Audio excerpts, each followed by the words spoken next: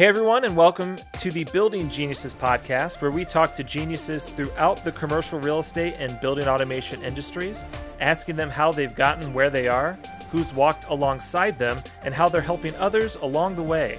This is episode 8 of season 1, and I'm your host, Tim Vogel. In today's episode, we're speaking with Ryan Schlotfeldt of Siemens. Hey Ryan, welcome to the Building Geniuses podcast.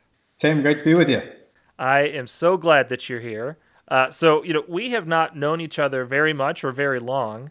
And when we started down this project at the Building Geniuses podcast, and one of the things I wanted to do and really kind of make a point of doing was get people from multiple levels within our industry, but also sort of, reach across the aisle, if you will, and talk to people from other manufacturers and, in some cases, competitors.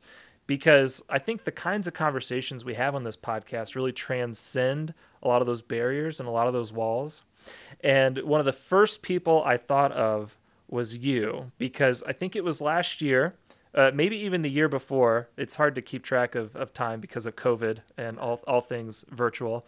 But, you had just reached out and said, hey, Tim, I just wanted to have a conversation with you and meet you and introduce myself. And I thought that was really great. And then the conversation we had, I just felt was so rich and authentic and real.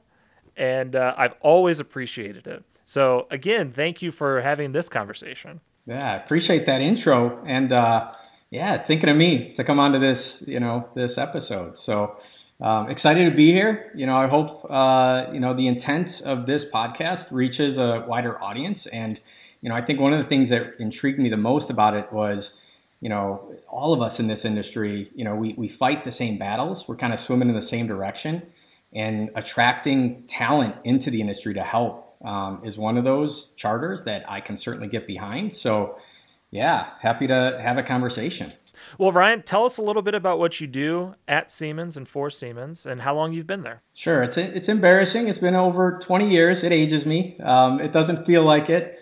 It's been an amazing 20 plus years, but I've gone through a whole host of different kind of roles within the business, starting from entry-level tech support. So taking that phone call from the guy sitting on a bucket trying to troubleshoot a BAS network, right? I know more about the old Wireshark captures of BACnet networks than I care to talk about.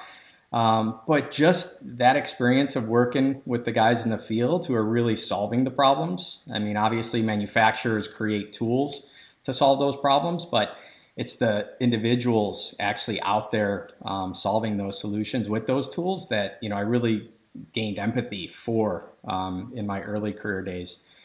And then, I kind of had aspirations to continue my education, encourage all those to look within our industry. There's an abundance of tuition reimbursement programs, right, that they can pursue, which I benefited from. Got my master's degree, and then they kicked me out into product management. So it was kind of more directional with strategy for product. So I had some experience there, learned a ton. I always thought, right, at the end of the day, if we build a better mousetrap, we'll win, right? But it was pretty clear to me at that point that it's not just about the tools, it's about the individuals, it's about the companies that are utilizing them where real change can happen, right?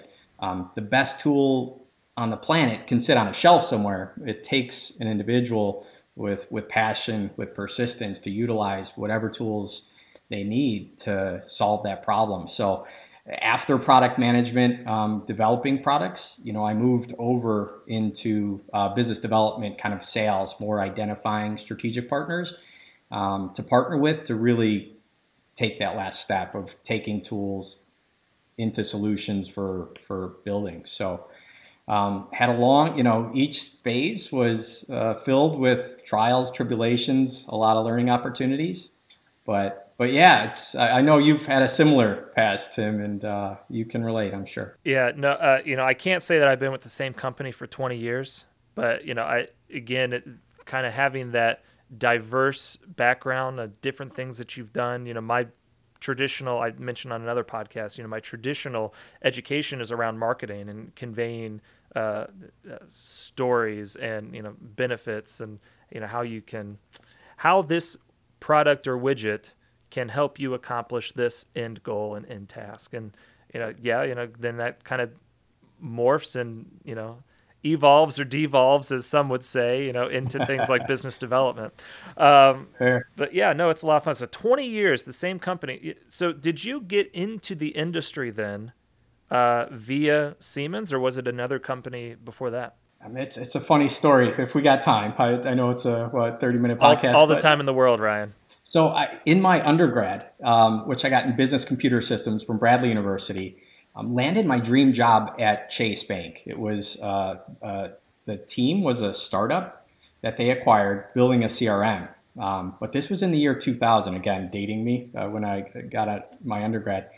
And the company got like dissolved, right? It was the year 2000, OneLevelUp.com, building a CRM for Chase Bank. So 6 months into being hired there, dream job, downtown Chicago, overlooking the river. I thought was being paid way more than I deserved right out of college. And then all of a sudden, have an amazing wife still to this day. I bought her ring in that 6 month period, bought a house.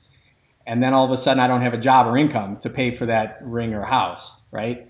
So it's that moment. I'm sorry, we can edit that out. But where I got to find something. And a good buddy from high school that I was connected with reached out like, I need something until I find a long term. I just need anything to pay the bills.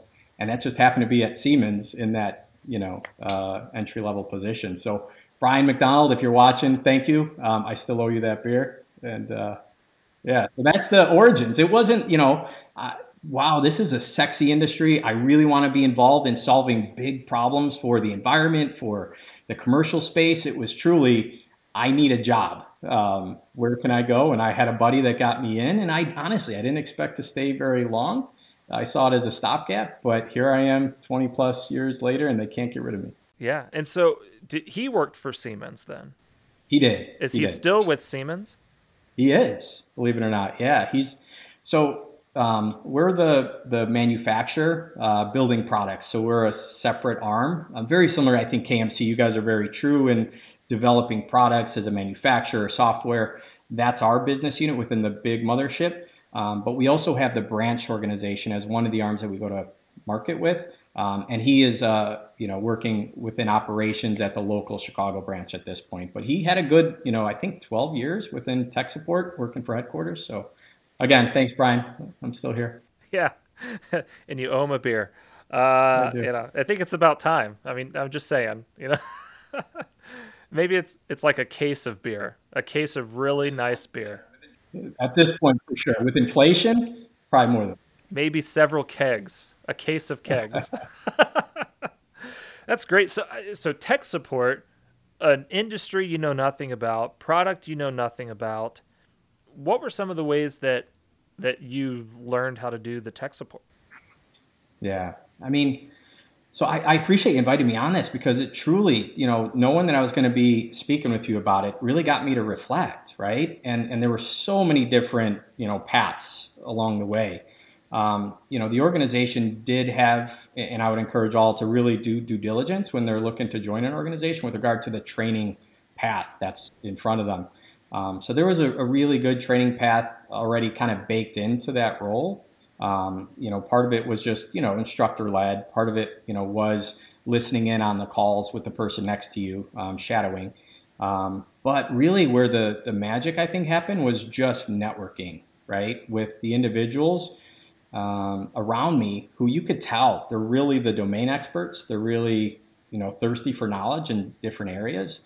And connecting with them and really reaching out, asking them questions. It's amazing how much people are willing to help, right? When you just ask. So that was probably, one of the first realizations that regardless of what, formal systems are set in place, you got to be thirsty for knowledge. You got to be willing to ask people for help where you see the potential. Were there any instructors or teachers early on that you can kind of specifically remember kind of sticking in your head as like, wow, this guy kind of connected some dots for me? Yeah, I would say, which I wasn't, I was thinking through all the names and shout outs I'd like to give. And I honestly, with that question, I wasn't prepared, but I think Chad Ziem within tech support, he is an absolute backnet guru.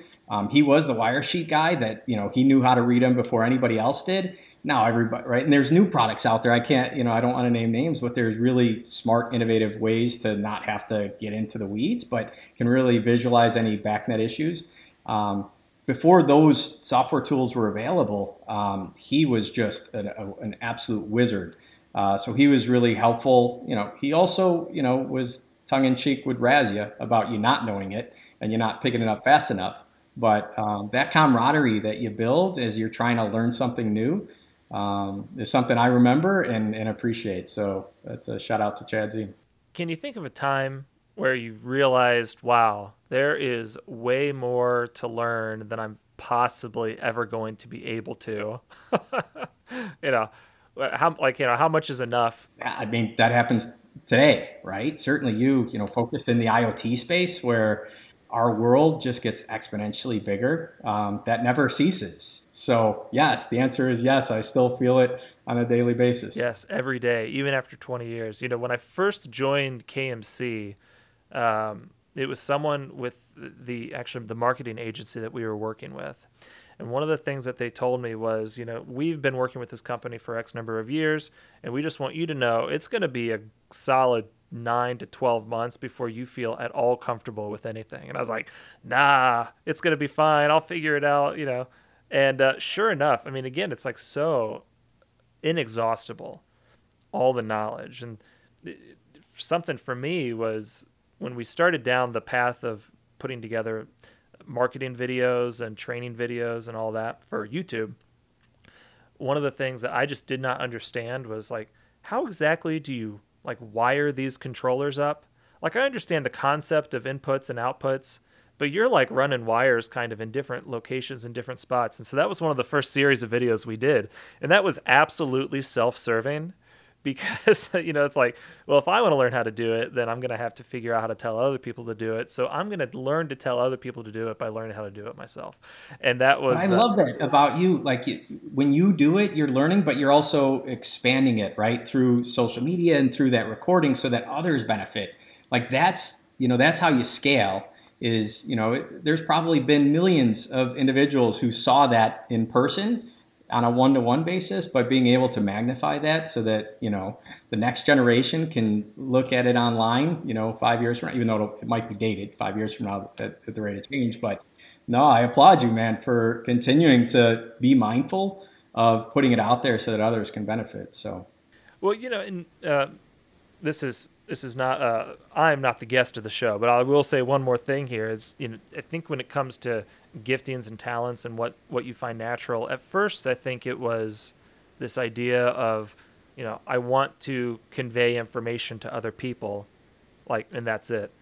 Really what it's now, as I've better understood my giftings and, what really kind of fires me up, it is the teaching and encouraging and, helping others understand and how rewarding that is. And so, looking back at times where I have learned and those that have helped me, and then being able to convey those sorts of things, really then drives, even the desire to have these kinds of conversations about, what was your experience like, when you had to go and learn these new things. So, how long were you in tech support? About 6.5 years. Yeah, 6.5 years. So you probably had some good years, you had some rough years, or maybe not years, but times, difficult calls, easy projects, the ones that are rewarding. What was it about product development that sort of interested you there? Yeah, I think it's just magnifying kind of my experience and vision. It puts you in a position where you can not just support the product that's released, but start to develop new products from scratch that solve the issues that you were supporting before. So just being able to kind of magnify my impact within my company and the industry. So that was the most exciting time. But certainly as you transition from tech support into that role, that's an important role, product management. You realize you know almost nothing in terms of the marketplace, the customer base, the competitors. Like I knew wire sheets, in the details, of our own product, but I had no clue about the alternative products, right, that were available. And when you have that unifocal kind of siloed view, it's not very rich for developing. So there was obviously a lot of great mentors in that career of product development that really kind of helped and were very patient with me as I grew within that role. But yeah, it was more about magnifying my impact within the business and the industry. So let me ask you, really it's growing your influence, right? Why was that so important to you? I think there's always this inner yearning for doing more, transferring more knowledge, making a bigger impact, right? I don't think that ever goes away. Being totally honest, I mean, there's always that balance between, career ambition and then kind of home life and having that work-life balance. So that's something that I continually struggle with. But at the end of the day, you want to be more impactful in a shorter period of time when you're on the clock. So I think that those can be mutually beneficial. Work-life balance, absolutely. How do you balance that, especially in a business development sort of role when, COVID's been great from a, more work from home sort of standpoint, but there's nothing that compares to face-to-face interactions with people. And so this feels pretty good too, though. This feels pretty good. Oh, this feels great. Yeah. I mean, the lighting's good. The sound is amazing. And yeah. Who were some of those people, again, going back now into your product development time, you're magnifying your influence and using your own giftings and desires.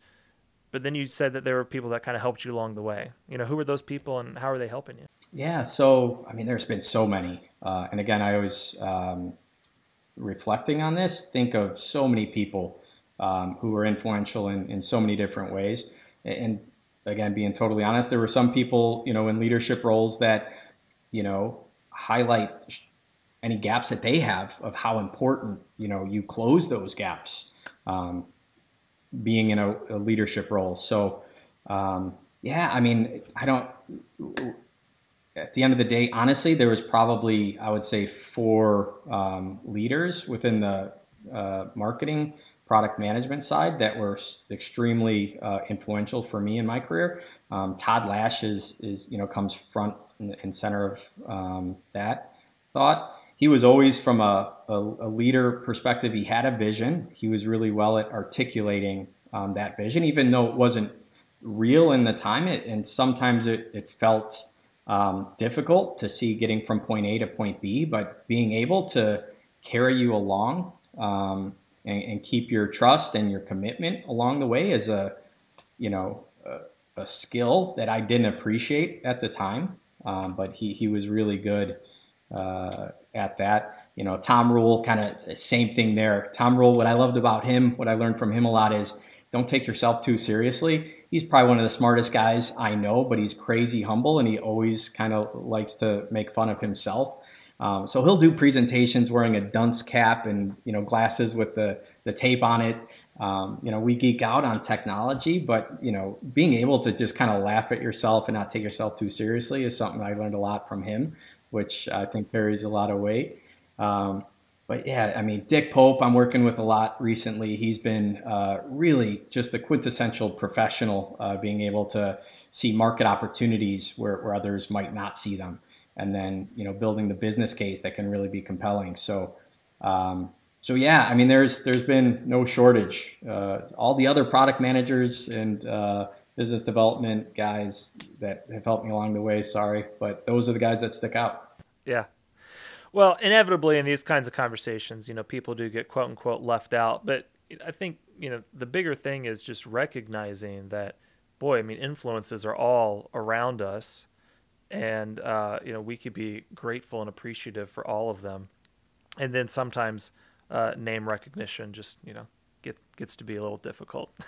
I know I feel that all the time. I mean, I have professors from college that were extremely influential, because I could still remember sitting in class and watching, the things and listening to the things that they're saying, but I can't remember their name because we didn't have a relationship and we never kept up. but it's like, boy, the influence was there.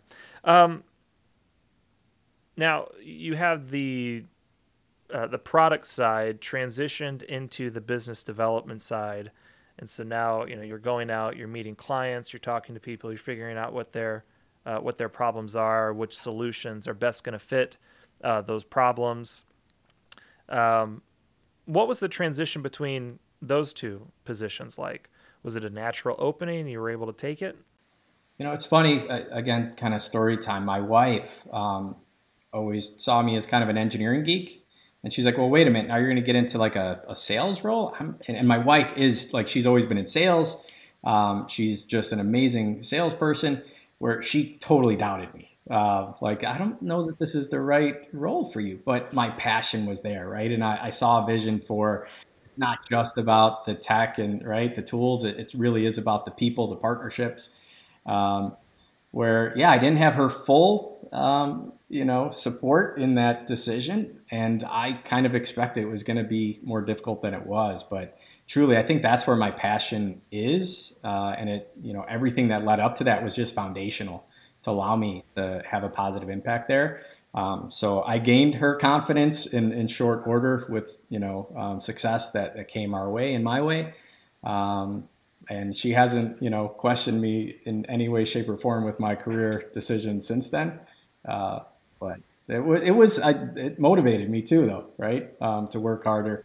And that was when we had, kids young at home. So I kind of had a reason to really put my nose to the grindstone and make it succeed. I mean, there's a certain amount of competitiveness that you have, right?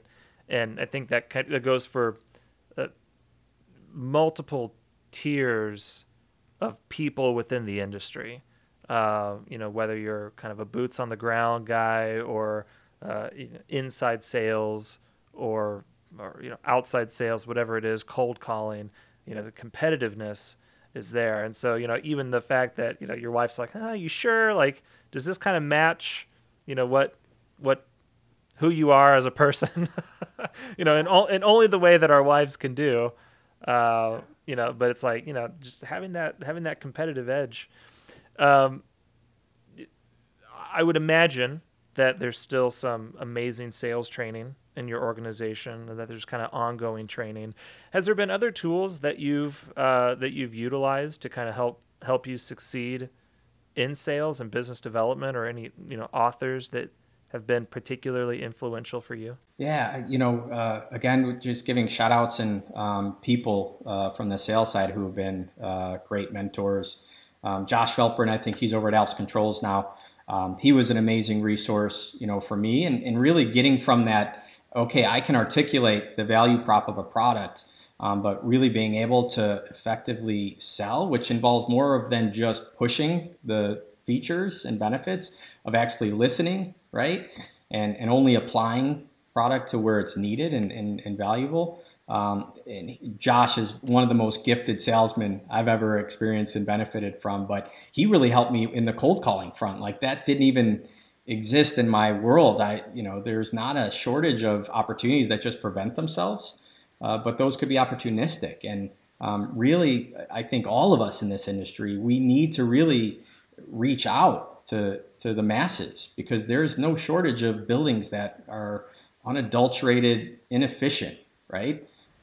So it really behooves everybody for, all sales individuals to be actively reaching out, not with the purpose of pushing something down someone's throat, but having honest conversations about, is there an opportunity for mutually beneficial partnership here, right? And he was amazing, and he would consistently every Christmas send a book. It was almost always Zig Ziglar. So, matched up. Before reading those books, I always thought Josh was Josh, and then I saw the parallels. But yeah, Josh, shout out to him for that. Scott Hamilton, he's the head of sales over at Distech. He probably one of the greatest communicators I've ever worked with. Empathetic guy, really has the ability to see things from different angles, but most importantly, I would say from the customer's perspective, and then be able to influence a large business to address those customers' needs. So Yeah, I learned a ton from him from the sales side. And that, again, there's no shortage of just great professionals that I've learned from over the last, several years within business development. So Ryan, this may be a bit of an existential question, but you've mentioned it a couple times now, so I have to ask. You've said the word empathy a few times, which I think is great, and I think I agree with what you're saying. But talk a little bit about why empathy is so important to you. I don't know. That is a great question. I don't know. It's hard for me not to put myself in someone else's shoes. It just seems like a natural inclination for me in everything I do. In the exchanges that I have now, I'm totally like there's been, I'm sure, situations where I totally missed the other person's perspective, right? But I generally try to put myself in someone else's shoes, and I found that that's really helpful in from a selfish perspective. That when you're able to kind of put yourself in someone else's shoes and go through that situation, sitting in their seat, it makes you more effective communicator with them. But again, I'm far from perfect in that regard, and probably you can, talk with a lot of people who had meetings with me and who would say, "What is he talking about? He totally missed my side of it." Well, I think we all run the risk of it's like, wow, Tim is hosting the Building Geniuses podcast. Sure enough, you know, and it's like, wow, Ryan's a guest. Yeah, sure is. Yeah. And, but that's the nature of it. Like, I think we're all learning. And as long as we come to these, to all things like, open handed, none of us are going to be perfect. Some of us are going to be, jerks at times. And other times we're going to be like, man, I the best people to work with, ever. It's like, great. But yeah, just making sure that I mentioned this on another episode, but I think it's so good. It's just being self-aware, like being self-aware of what your strengths are, what your shortcomings are, and even when you talk about your strengths, realizing, hey, I'm not going to bat 100, Right. even with the things Yeah. I'm good at. Tim, that's easier said than done, man. As you know, it's easier said than done. Again, 100%. If there's anything I'm 100% on, it's knowing that I'm not going to be right 100% of the time. So I think you have a really interesting and fascinating journey. In a lot of ways, it's unique to you. In a lot of ways, it's not unique, because I think that there are lots of people that are able to kind of grow up in the organizations that they're in, and you hear success stories like that all the time. This is kind of a twofold question. One is, what advice would you give to that guy that just got hired as a tech service rep and is on phone calls and realizing it's like, oh man, I could really help these people. And then we'll start with that question first. What's some of the advice that you would give to 20 years ago Ryan? I, I, 20 years ago, me, that's a tougher one to answer, but I would say, someone looking at, our industry to get into it, I would encourage them, right? There's a lot of career opportunities within this industry. There's a lot of opportunity to make positive change within, right, our world for customers. So certainly encourage them to pursue it. There's an abundance of companies that are in this industry that are doing amazing things with really innovative ideas and products and technologies. And there's a lot of kind of tailwinds that support, coming into it, not just from a large market perspective, in push towards, carbon neutrality and a push towards, reducing energy spend and making, occupants more comfortable in buildings. But I mean, just overall, the number of entrants in this space, the investments, there's no shortage of opportunities to grow. And it doesn't need to be intimidating, right? I think, Phil Zito with his BAM and the training that he conducts that's available to the masses, I think is a great resource to kind of bridge that gap between I don't know it I may have just heard a little glimpse of it, to really getting them effective. I've heard great things. I haven't experienced it personally, but I've heard great things, from the market about that. I believe he's also on a previous podcast, probably number 7, number 6. Yeah, number 7 or number 6, yes. Okay. But yeah, I mean, there's no shortage of resources. And then most importantly, bringing it back to what I said earlier, just network. LinkedIn is a great resource to reach out to people. Pick a job that you're interested in, find some people that have it, and then reach out on LinkedIn. And you'd be amazed at how many people are willing to share their experiences, transfer knowledge from a selfish perspective. It gives them a warm and fuzzy, right, when they do that. So that would be I didn't do that early on. I kind of just, jumped in the boat and let the boat take me. I wish I would have taken more initiative in networking out, driving faster in the path I wanted to earlier on. So that would be probably my biggest recommendation. Well, previous guests mentioned the fact that like this industry is so unique and so interesting because like all of the most powerful people in it are accessible. They're at the trade shows, they're involved in the organizations, and you could have at least one conversation with almost anybody. And so, you go and have those conversations and just reach out. And there is, I think, a large willingness, like you said, to like, hey, I just want to call and pick your brain and ask you about this, this, and this, because I saw that you mentioned something over here. And it's like 9 times out of 10, they're going to say, absolutely. When are you available? It may take 5 or 6 weeks to get on their calendar, but you know what? They're willing to do it. And, that is not always the case in other industries. So I think, we are very fortunate to be in this industry and to have those kinds of experiences. But then to have experiences like this where, we can just have a conversation and, it'd be like, these have been my experiences and these are the experiences that you've had. And, again, so many commonalities, but also so many uniquenesses there. And then, it's how can I now turn this around and, like what we were talking about earlier, encourage someone else to go and do the same thing. Have you ever been a part of like a formal mentoring program? Yeah, absolutely. So, I mean, there's a couple that were afforded, are afforded through my organization. There's a leadership development program that's focused. Some are engineering, some are sales, some are technical marketing. I mean, and these are great opportunities for kids coming straight out of college.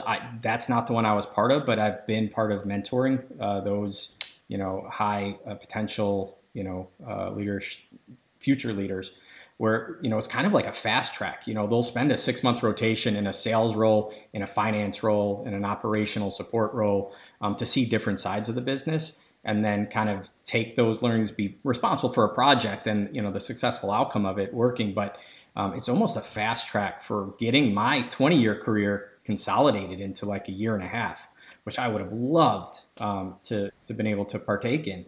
But we're seeing great success with that. And then there is truly just, companies that identify, potential future leaders even later on. It doesn't have to be right out of college. Just in general, where then they pair you up with a mentor. And I'm not exactly sure, the algorithm or the decision making that goes into which individual gets paired with which individual. But Brian Pollock was one of my early mentors, and he was really helpful in kind of guiding me towards some self-help books that were really, influential for me. Now, going back, and if I could talk to the Ryan 20 years ago, I didn't utilize him enough, right? That mentor-mentee kind of assigned program was really designed to be a catalyst to help me take ownership and really extract from him. I didn't utilize him enough. So it was really pretty, in hindsight, I didn't tap into it enough. But even in that short duration and the few times that, he mentored me, he instilled a lot.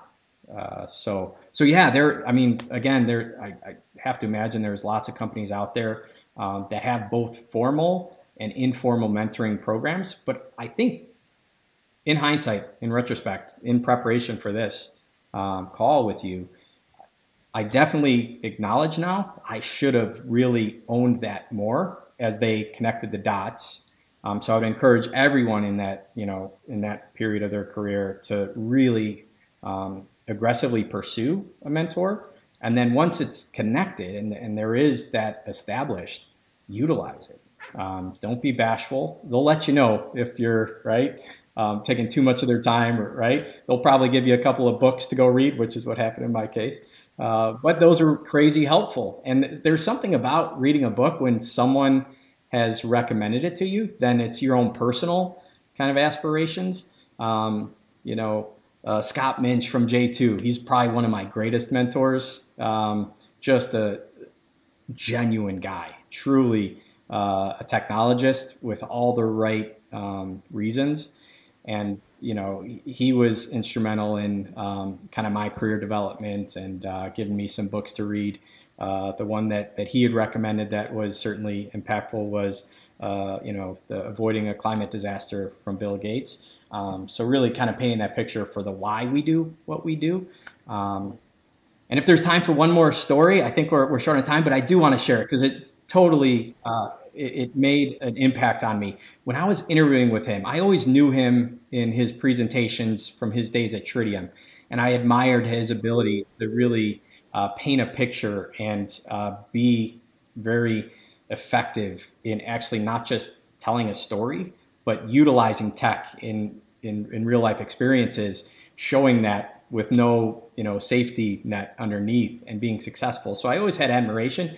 And it was my interview with him as I was looking to move over to J2. We're in Southern California, and he's like, let's go for a walk. I do some of my best, thoughtfulness and discussions and memory when we're walking. So we're walking to a coffee shop and having a great conversation, totally informal. And all of a sudden he diverts to the right. And, I'm in the middle of saying something. I feel like he's kind of not listening. And he picks up, I think a candy wrapper. It was kind of offsetting. I thought he wasn't paying it, kind of like off-putting at first.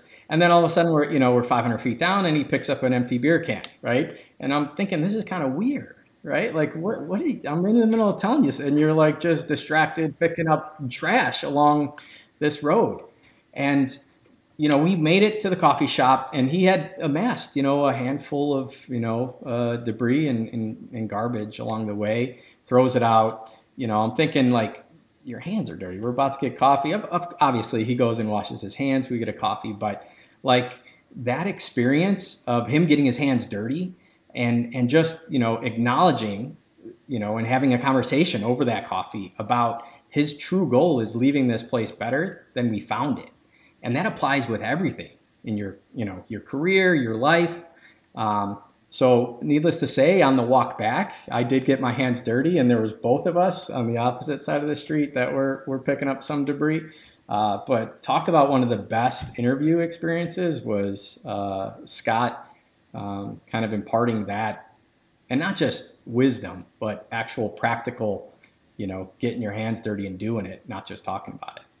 Yeah, when I think of someone in the industry that is like relentlessly conveying information to others, Scott's definitely at one of the top ones on that list, and I've always admired him for it, and I've had too few conversations with him. I would like to have more. Tap in. He's one of those guys that's happy to share. Yeah. Do you think he'd be good on the podcast? Absolutely. Okay. All right. Absolutely. All right, I've got a new name now. That's good. It's gonna be hard keeping him on the rails because he's passionate about a lot of stuff. Yeah. And if you go down a rabbit hole of drones or home automation, there's your podcast. Yep. All right. Well, that's okay, and then we'll just have multiple episodes with him. Yeah. There you go. Yeah. So Ryan, who are there people that you feel like you're pouring into now, that you're sort of mentoring or bringing alongside you? Yeah. So there's a recent initiative to add business development individuals within our organization. And these are folks that they're not sales. It's not the transactional existing customers. It's really the folks that are hunting for new opportunities, trying to grow our pie, right, in the industry. So there's an influx of those new individuals that I'm really spending a lot of time with to kind of acclimate to our organization, to tap them into resources to be successful, and just, set them on a path for success. But yeah, that's been the most recent kind of where I've spent a lot of time and enjoy it immensely. It is very rewarding, isn't it, to be able to equip others to go and be successful, and then to get to watch them go and be successful. Right. Yeah. Absolutely. Yeah. You get it. Well, Ryan, I so appreciate this time. You've left an impression on me even before this call. Having this podcast now with you just kind of enriches my appreciation of you and like what you've done and where you've come from, and how you have that self-awareness and the recognition of those that have helped you along the way. With sprinkling in a little bit of luck and the right timing. A lot of luck. Yep. And but then wanting to then turn around and pour into others, and even if it's in a highly structured way or an informal way, you see things in people, and you're expressing empathy, and trying to keep that top of mind as much as possible, right? You're not batting 1,000, and that's okay. But no, I appreciate it. I appreciate your time, and I appreciate your willingness to again reach across the aisle and have this conversation. Tim, vice versa, man. I appreciate everything you do. It's an honor to be here with you. Okay, and that wraps this episode of the Building Geniuses podcast, a production of KMC Controls.